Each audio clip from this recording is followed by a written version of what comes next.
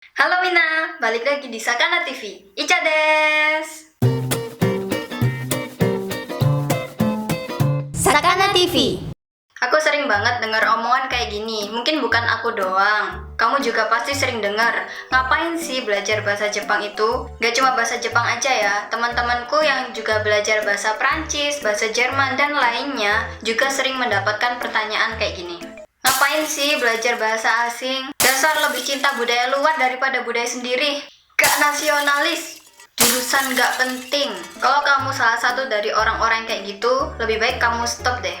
Bukannya bermaksud membela atau melebih-lebihkan jurusan bahasa asing ya. Tapi yang lebih penting dari itu, kita sebagai sesama anak bangsa yang menimba ilmu, kita berjuang di jalan masing-masing. Oleh karena itu kita harus saling mensupport dan menghargai kan. Mau belajar biar pinter kok diremehin? Nggak ada gunanya kita ngeremehin suatu bidang ilmu. Apalagi kita nggak terjun langsung ke bidang tersebut.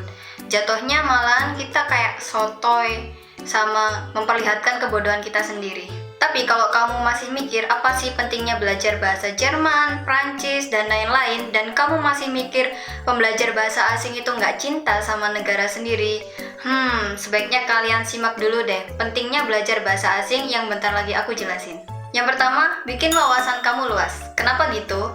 Karena dengan belajar bahasa asing seperti bahasa Inggris, Mandarin, atau yang lainnya, kamu mempunyai referensi yang luas mengenai informasi di negara yang kamu kuasai bahasanya tersebut. Terus ketika ada info di negara tersebut, kamu bisa jadi orang Indonesia pertama yang mengetahui tentang info itu.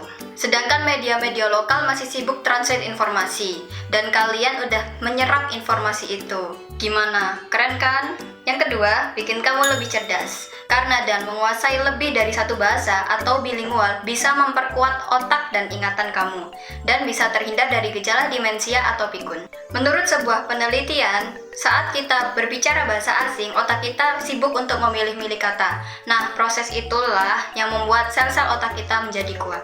Dan juga katanya, orang yang bisa bahasa asing itu mempunyai kemampuan problem solving yang canggih. Yang ketiga, membantu Musa traveling. Ya misalnya kita liburan ke Jepang yang notabene orang-orangnya masih sulit dalam berbahasa Inggris. Bukannya lebih bagus kalau kita itu minimal bisa berbahasa Jepang. Lebih-lebih kalau kamu jago, bisa aja teman kamu atau temennya teman kamu ngajak kamu buat ke luar negeri untuk membantu mereka berkomunikasi. Lumayan kan liburan gratis? Yang keempat, menambah uang jajan. Dengan kamu menguasai bahasa asing, sangat mungkin permintaan untuk menjadi guru les atau translator itu banyak yang datang. Apalagi zaman sekarang nih, dunia itu kayak nggak ada temboknya, dan itu membuat bahasa asing sangat dibutuhkan, apalagi pada level-level pendidikan, perusahaan, dan pariwisata. Jadi guru les kan lumayan, ngisi waktu, berguna bagi orang lain, dan bisa menambah uang jajan kamu. Yang kelima, merubah pandangan kamu terhadap dunia.